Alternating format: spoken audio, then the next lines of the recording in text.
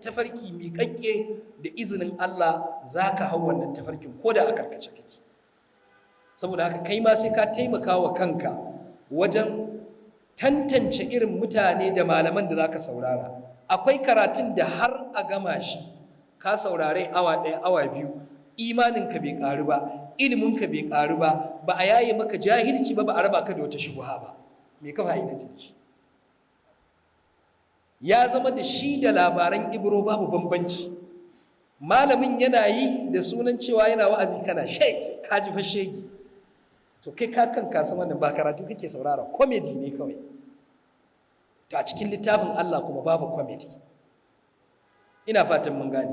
So saboda haka wa'annan su ne nau'o'in tattaunawa guda uku da Allah madaukakin sarki ya ba mu labari ta wakana da Annabi Ibrahim da sauran waɗanda suka wakana tare da su. Wannan wani karatu ne shi ma mai zaman kansa, cewa duk abin da ba Allah ba kakka ji tsoronsa.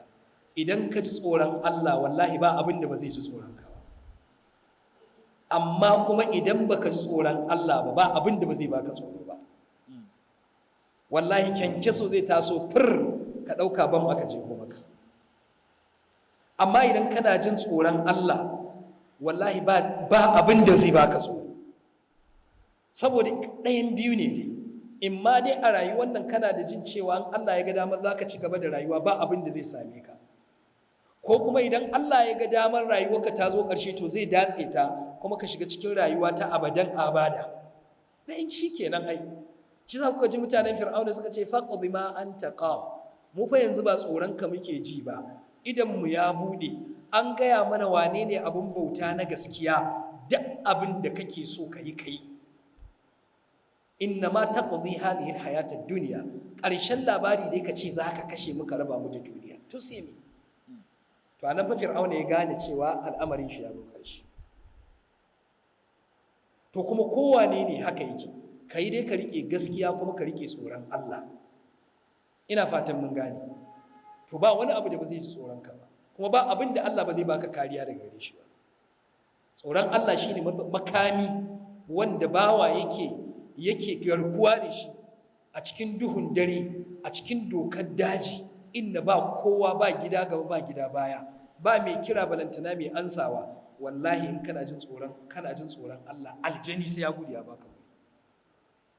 Sayyidina Umar tsoron Allah shi ya kai manzon Allah ya ce masa ka kai mataki na tsoron Allah da shedan baya iya haɗa kwararo da layi da kai. In ka biyo layi, shedan ya biyo layi zai gudu.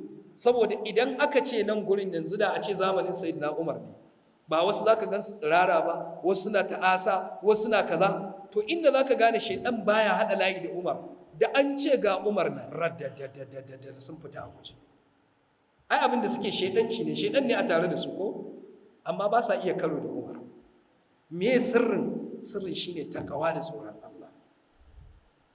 To shi sa Annabi Ibrahim ya ce la akhafu ma tushrikuna bih, kar ya baka tsoro wallahi kada wani shehu a rika maka barazana da wani shehu wanda aka halicce shi da maniyi kamar yadda aka halicce ka da maniyi, ya faɗi ya mutu aka rufe shi a ƙasa kawai don a damfare ka, don a raba ka da imani, a zo ana maka barazana da shi. Ba abin da zai iya yi, babu abin da zai iya yi wallahi.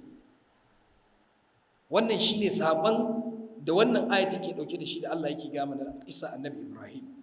Sai ce illa an ya sha a rabbi shai'a, sai fan Ubangiji na ne ya ga damar wani abu ya same ni. Wannan ko ku faɗa ko ku faɗa, in Allah ya ga damar wani abu ya samu akan gado na ma sai ya same ni. Ina ɗaki a kulle sai ya shigo ya same ni. Mutum nawa ne ba inda yake, an zo ana harba bindiga, shi yana cikin ɗaki, ta tsallake waɗanda suke waje, ta bi shi cikin ɗaki, ta fasa bango, ta je kan gadon shi ta harbe shi kuma ya mutu. Mutum nawa ne haka ya haka da shi? illa an yasha rabbi shay'a wasi'a rabbi kulla shay'in ilma. Ubangiji na yana sane da komai, ya kewaye da masaniyar komai da komai, ba abin da yake buya a wurin Allah. Afala tatadhakkaruna, shin ba za ku zanto wato waɗanda kuke masu wa'azantuwa da faɗakuwa ba? To kun ga anan gurin kamar yadda muka faɗa, da alama sun kasance suna yi wa annabi Ibrahim alaihi salatu wassalam barazana cewa idan yana taɓa allolinsu sai sun masa kaza, sai sun masa kaza, irin dai yadda kuka ga ana yi yau. Wannan karatun da muke yi mu ce shehu, yanzu wani yana nan yana cewa sai shehu ya muku kaza, sai shehu ya muku kaza. Sai to mu da ka faɗi shehu ma sai ka ƙara mana courage, sai mu ji cewa ashe ma ba abin da zai same mu. Saboda inda zai sa da shehu zai iya mana da bai faru akan shehu ba. Da haka ina raba ku da wannan da'awar, wallahi tallahi ku kiyaye ta. Kar ka yadda ka mutu babu imani. Ka je a rika kai ka kana roƙon wasu mutane wanda sun yi zamani sun wuce. Yanzu misali Shehu Ahmadu Tijjani, da yawan mutane gani suke kaman wato lokacinsu da manzon Allah sallallahu alaihi wasallam fa kaman gab da gab yake. Tsakanin fa haihuwar Shehu Ahmad Tijjani da kuma mutuwar Annabi Muhammad shekara 1150. Sai da manzon Allah sallallahu alaihi wasallam ya koma ga Allah da shekara 1150 sannan aka haife shi. Tsakanin shi da su Imamu Malik ya haura shekara 1000. Tsakanin shi da su Imamu Bukhari ya haura shekara 1000 ko 900. Kai ba shi ba, Ibn Taymiyyah da suke zage shi akan shi, tsakanin shi da Ibn Taymiyyah ya kai shekara 800 dindi. Ba sa'ansa bane. Shehu Abdulkadir Jilani ya girmi Shehu Tijjani da shekara kusan 800 da wani abu. Amma saboda ba a karatu kuma ba a ba mutane karatun a yadda za su fahimce shi, so ake kawai a ɗumautar da mutane, sai a rika gaya musu wani abu inda kai za ka ce wannan shehun da ake ambata zamanin su ɗaya ma da Annabi Muhammadu, ko wani wa da ƙani ne tsakanin shi da Annabi Muhammadu. Ina fatan muna ganewa. So saboda haka irin waɗannan abubuwan suna da kyau mutum ya samu wayewa. Ina fatan mun gane. To kun ga kamar barazana suke wa Annabi Ibrahim da irin wannan cewa zai cutar da su, zai musu kaza, zai musu kaza. Shine ya yi sanar da su ya ce wallahi ku daina wannan wahala. Ni ba na jin tsoron su, kuma ba abin da suka isa su. To kuma wannan ta'adar ba Annabi Ibrahim ne kadai ya faru da shi ba. Ai Annabi Nuhu alaihi salatu wassalam ya faru da shi ko? قال لقومه يا قوم إن كان كبر عليكم مقامي وتذكيري بآيات الله فعلى الله توكلت فأتبعوا أمركم وشركاءكم ثم لا يكن أمركم عليكم غمة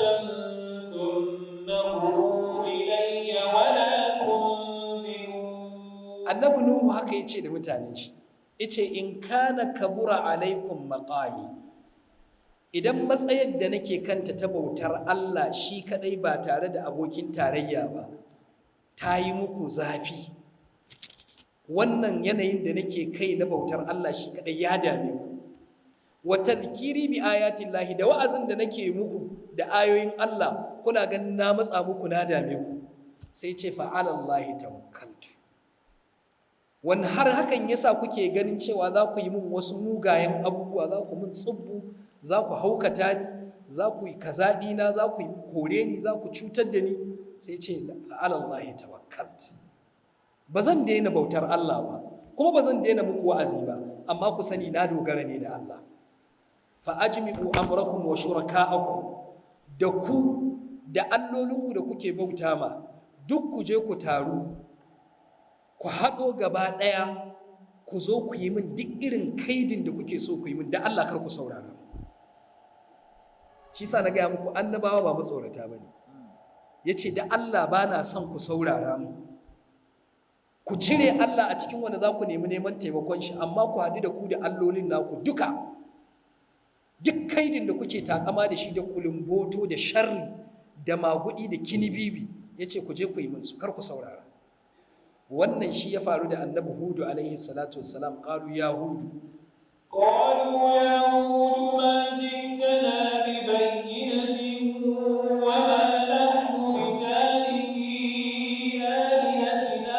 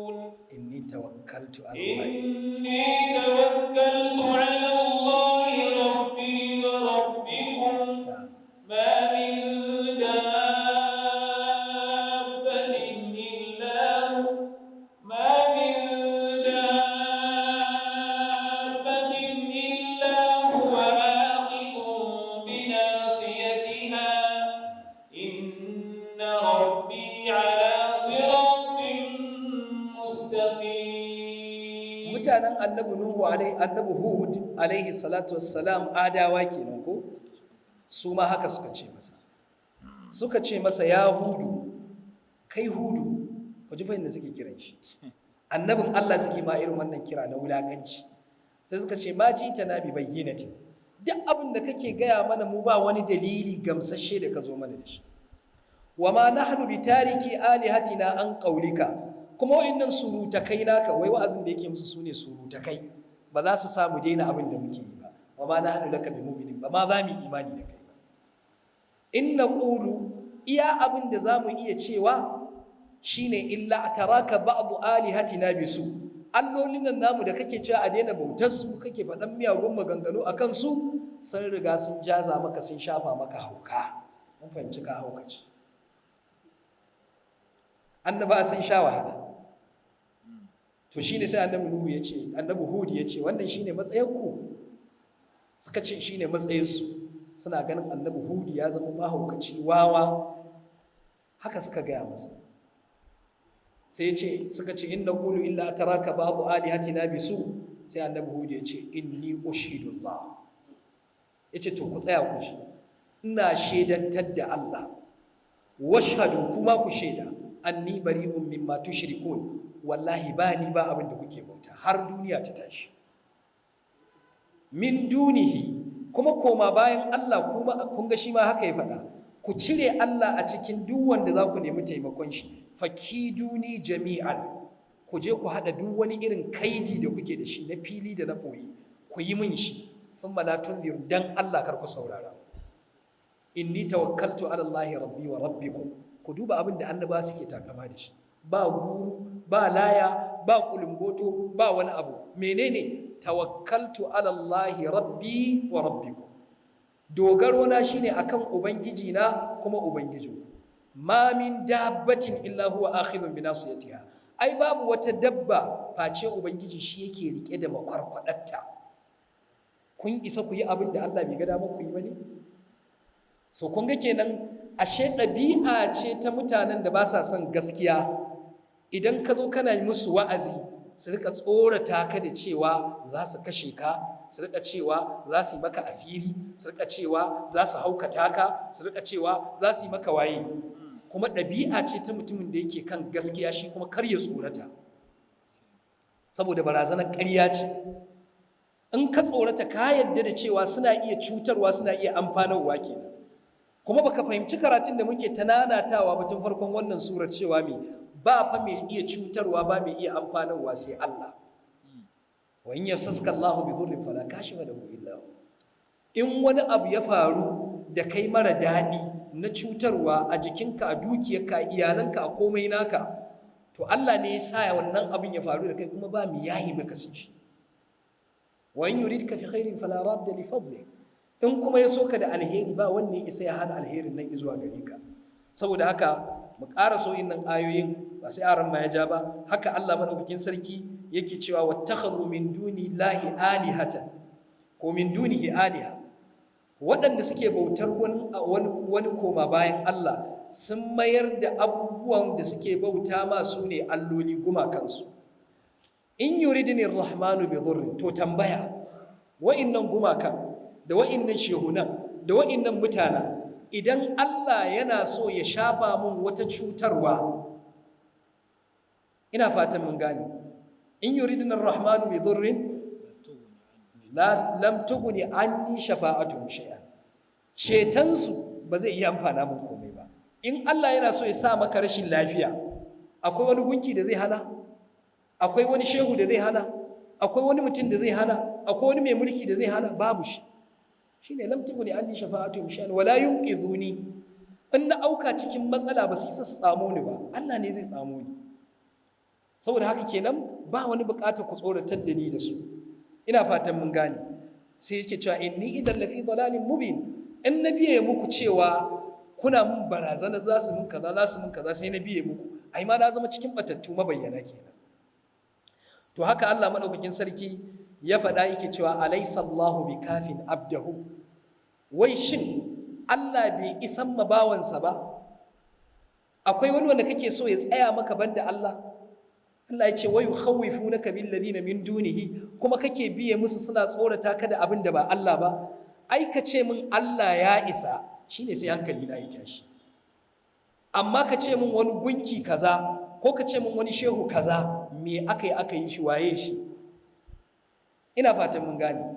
Ai Allah shine wanda ya isa, in kariya ne shi zai baka, in cutarwa ne shi ne in aka haɗa ka da shi aka yi abin da ba daidai ba na zalunci, aka ce Allah ya isa, to a lokacin ne za ka ji tsoro, zuciyarka hantarka za ta kaɗa kamar da ka maiwa da mai haƙƙi haƙƙinsa. Ina fatan mun gane.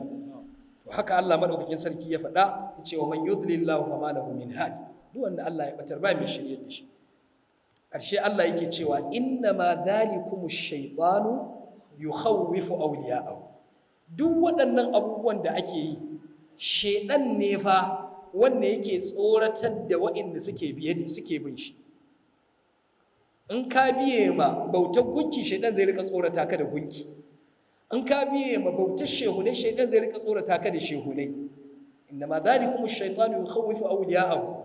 Sai Allah ya ce fala takhafuhum, ku daina tsoron gumaka, ku daina tsoron shehunnai, ku daina tsoron duk wani wanda ba Allah ba wanda yake nema ya dora ka akan abin da Allah baya so. Allah ya ce wa khafuni, ni kadai za ku ji tsoron kuntum mu'minin, inda daga gaske kun imani da ni. Saboda haka kun ga barazanar mai barazana idan ya ganka kana kan tafarkin gaskiya, kana kuma kira zuwa tafarkin gaskiya, ba za ta amfana komai ba, ko bai kamata ta zama ta yi maka tasiri ba, saboda idan ya zanto ta yi maka tasiri, to ka tasirantar da shi akan Ubangiji subhanahu wata'ala. Saboda haka sai mu dakata a nan, insha Allah sai mu tashi gobe akan faɗin Allah ta'ala, fa kaifa akhafu ma ashraktum wala takhafuna annakum ashraktum billahi ma lam yunzil bihi alaykum sultana, dan ita ma mu ji saƙon da wannan ayat take ɗauke da shi, musamman na irin yanayin da muke fama da shi a yau. Ina fatan mun gane, da fatan Allah ya datar da mu. Ga Alhaji sun yana daga hannu. Alaikum assalam.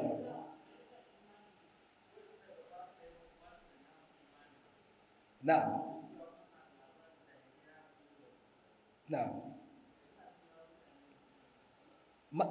Alhaji ya ce me yasa imanin waɗanda suka gabata ya bambanta da imanin, ma'ana imaninsu ya fi namu ƙarfi. Abin da ya sa imaninsu ya fi namu ƙarfi shine sun fi mu sanin Allah. Allah suka fi mu sani. Mu sanin da muka yi wa Allah sanin wasa muka yi wa Allah. Shi yasa har wani zai iya zuwa ya haɗa Allah da wani, kuma ka kalli wannan abin yana so ya sa maka shubha. Su ba su da shubha akan Allah. Wannan shine kadai, kar ka ƙara wata amsa. Shi yasa Allah madaukakin sarki ai yake cewa inna ma yakhsha Allah min ibadihi al-ulama. Malamai masana Allah su ne masu tsantsar jin tsoron Allah. Saboda kai da ka san zaki, kai ne da ka ji gurnanin zaki zaka fara neman inda zaka ɓoye. Amma yaro da bai san zaki ba, ɗauka zai yi abin wasa ne sai ya je ya haike masa. Ina fatan mun gane. Walillahi al-mathalul a'la. Saboda haka idan muna son imanin mu yayi ƙarfi, to dole mu koma mu ƙara sanin wane ne Allah, kuma ta hanyar da Allah yake so a san shi. Kuma ba mu taɓa ganin Allah ba, balantana mu san Allah ta hanyar ganin mai kama da shi. Hanya ɗaya ce, shine alƙur'ani da sunnar annabi Muhammad. Ta hanyar wahayi kaɗai ake sanin Allah. Shi kuma sai ka samu malami masanin Allah, shine zai iya sanar da kai wane ne Allah. Sanin da an faɗe shi za ka ji ƙarfin wannan abin a ƙirjinka. Ina fatan mun gane. Ƙur'ani yana daga cikin source na hanyar sanin Allah. Sunayen Allah da sifofinsa manyan sources ne na sanin Allah. Yanzu da za a fara maka analysis akan sunan Ar-Razzaq, wallahi tallahi ba mutumin da za ka ƙara neman wani abu na arziki a gurin san ba Allah ba. Ar-Razzaq kadai, amma ba mu san sunan ba. Al-Ghaniyu, ba wanda za ka ƙara neman wadata a gurin shi dan ba Allah ba. Ar-Rahmanu, ba yadda za a yi wani ya zo ya ce maka ne Ash-Shakuru Al-Latifu, a ce maka an maka analysis ɗin wa'innan sunayen, a gaya maka me suke ɗauke da shi, ka san masani ta fuskar sunayen Allah ya maka analysis ɗinsu, ya haɗa maka da abubuwa wa'inda suke na duniya da ake iya gani, wanda za ka iya haɗa abin nan da su ya fito maka da girman Allah, wallahi a lokacin za ka gane wane ne Ubangiji subhanahu wa ta'ala. Saboda haka mu mai da hankali wajen sanin Allah da sanin wane ne annabi Muhammad da kuma sanin addinin musulunci da ingantattun dalilai sun ishe mu bauta ma Allah lami lafiya mu koma zuwa ga Allah. Da fatan Allah madaukakin sarki ya datar da mu. Allah muke roƙa ya sanya albarka a rayuwarmu. Allah muke roƙa ya amfanar da mu da abin da muke ji.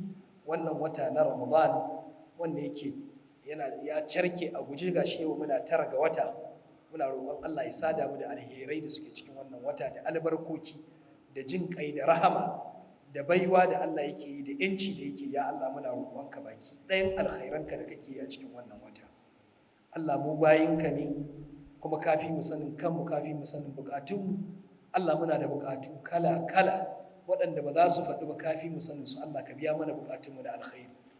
Waɗanda suke da damuwoyi ko kuma ayyuka waɗanda suka yi ba a biya su ba, kamar yadda ɗazu aka sanar, wasu suna faɗan sun yi ayyuka an ƙi biyansu a gwamnati, wasu sun yi kaza, wasu Allah ya Allah ka ƙwato musu haƙoƙinsu.